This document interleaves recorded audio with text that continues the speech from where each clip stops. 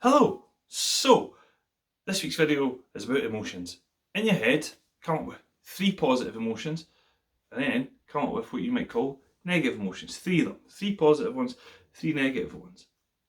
Then take a wee moment to think what you like when those emotions arise. How do you relate or interact with yourself when you're feeling these things? If you're feeling positive emotions, say your happiness and your joys and your hope and so on, what do those emotions typically mean to you? Do you like them? Are you okay with them? Do you welcome them in with glee? And also, what you like when the negative ones, the more uncomfortable emotions, the sadness and the anxieties and the anger and so on. What do you like with those? Do you push those away? Do you try and get rid of them? Or do you welcome them in? I ask those questions because I think we live in a society that really tries to get as many people as possible, and I think understandably so, from those negative emotions into those positive emotions as often as for as long as possible, as if living in those positive emotions is the key to the good life. That if we can be as happy all the time, then we're always going to be happy and so on.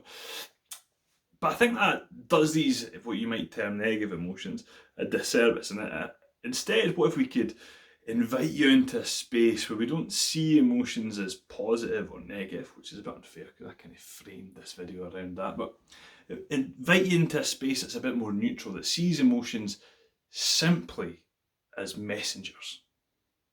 Messengers to whether our needs and our values are being fulfilled or not. And I think that's a slightly different perspective, a significantly more challenging perspective.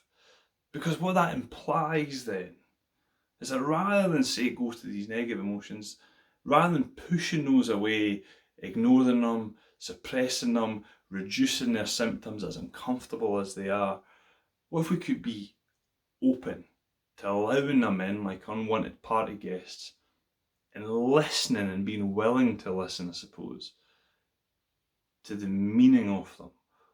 They might tell us, of course, what's maybe going wrong in our lives or in our relationships. What do we maybe need to look at? Or what have we overlooked in relation to a challenge that we're currently facing, that we're trying not to give much attention to and we're pushing away? What if we let all that in? Might that then give us more creative ways forward? And I think to do that requires a good dose of courage.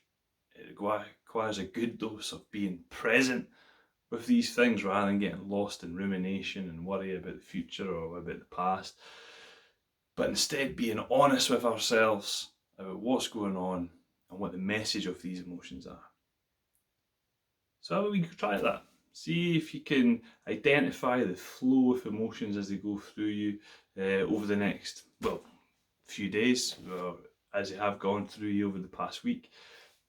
What are the messages? What's the meaning of these emotions? And what might it be telling you about how you're currently conducting yourself in those different contexts?